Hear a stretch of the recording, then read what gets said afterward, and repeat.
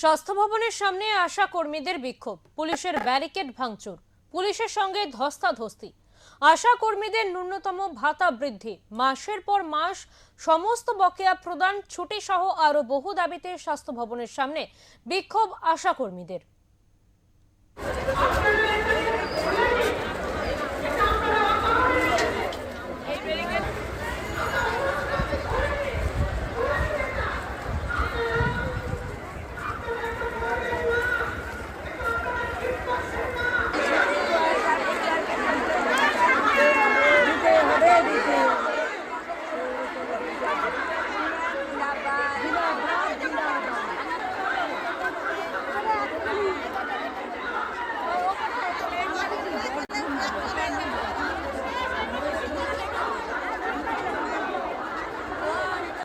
দাবি 15,000 টাকা বেতন এবং যে আশা দিদিদের মৃত্যু হয়েছে করোনা কালে এবং অতিরিক্ত কাজের চাপে, তাদের অবিলম্বে 5 লক্ষ টাকা তাদের পরিবারকে দেওয়া হোক এবং সরকারি ছুটি এবং স্বাস্থ্যকর্মীর স্বীকৃতি আমাদের পেতে চাই।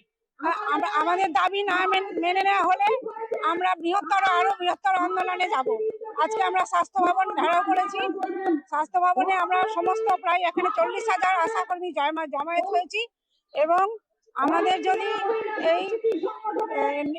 আমাদের আজকের যে কর্মসূচি তাতে যদি আমাদের ন্যূনতম সম্মান না দেওয়া হয়, তাহলে কিন্তু এই 40,000 আশাকর্মী আজকে আমরা এই পথে বসে থাকবো।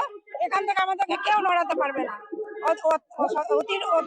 সত্তর আমাদের এই দাবিগুলো মেনে নেওয়া হোক এবং আমাদের সামাজিক স্বীকৃতি